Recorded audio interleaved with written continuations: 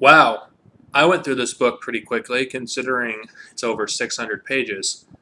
Hello, this is Darcy Novia back once again, reviewing another one of the Wheel of Time novels, which is the third one in the series, written by Robert Jordan, called The Dragon Reborn.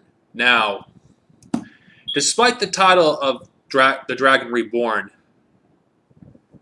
Rand al'Thor is not really featured very much in this book. He doesn't really appear until the very end of the story. He only appears here and there, in between major, events that happen in this book. So this is primarily a Perrin, Egwene, and Mat novel. And occasionally switches to Nynaeve and etc. Now, what do I think of this novel compared to the other two? Well, considering it doesn't focus as much on Rand like the first two novels does, the other characters get a chance to be fleshed out more, which I think that's something I like about The Dragon Reborn. It was a shame that I didn't get the chance to see what Rand was doing during these events of this novel, because almost none of the chapters are written from his point of view.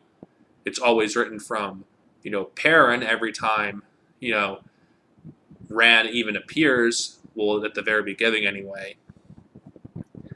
So, but to be honest, most of this novel is pretty much Egwene, honestly. If you've read The Great Hunt, this takes place right afterwards, and the repercussions of Rand being proclaimed the Dragon Reborn is felt, not to mention what Egwene, Nynaeve, and Eileen did in the previous novel does have some consequences.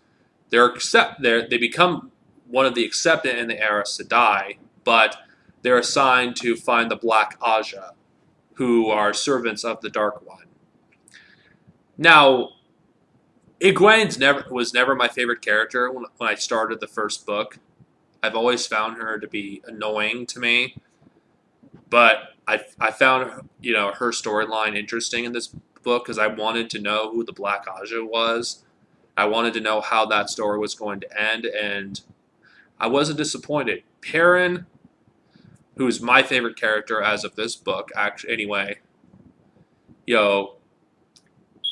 we get a chance to get inside his head some more and learn more about his wolf dreams, which it's only talked about a little bit in the first two books.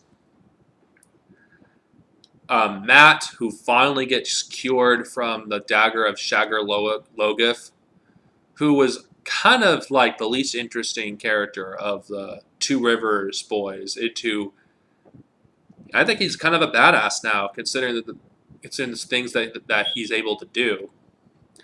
And not to mention, he is one lucky son of a bitch. That's one thing I will say about Mat. Now, the moments towards the end of the novel, I think, would stand out for me is when Rand, defeats Balsamon, which I thought was pretty, epic. With the line that he said, honestly, and at this point, finally accepting that he's the Dragon Reborn. I'm not going to lie. This moment when he proclaims it and everyone stops fighting isn't nowhere near as epic on the cover like I imagine. Ironically, this is a cover of an event that doesn't happen until the second to last chapter. And all the buildup there was from the first novel about, Rand being the Dragon Reborn and Perrin's wolf dreams, because, men, if you pay attention to the first novel, talks to Perrin and Rand. Well, I think it's the second novel. I'm sorry. There's over 600 pages in these books about events that are going to happen to them, or at least it foreshadows them. And I'm looking forward to the next book in the series. It's a beefy volume, but then again, I went through this like it was nothing. So yeah, I think this probably is my favorite of the first three books.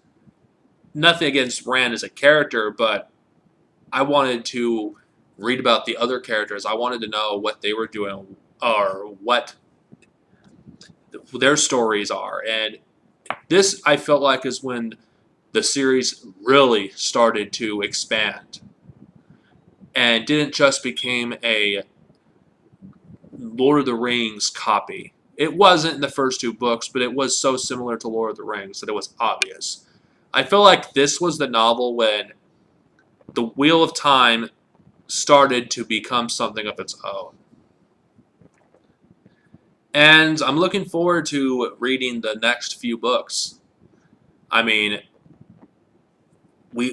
I still don't know. Don't spoil it for me. Who Rand's real parents are? Why wasn't he not born in the Two Rivers?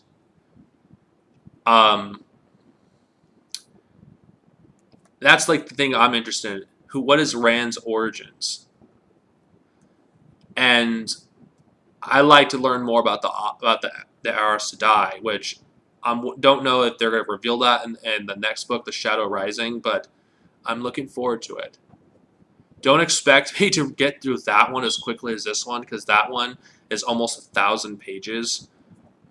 But I think if you are interested in reading The Wheel of Time, you should read the other two books first, but I give this a classic rating. I think it's really good. I'm not going to recommend it unless you've read the other two books and you still want to continue with the series. I tried to make this as spoiler-free as possible because I want to have the experience of experience it for the first time, and spoiling it just isn't cool.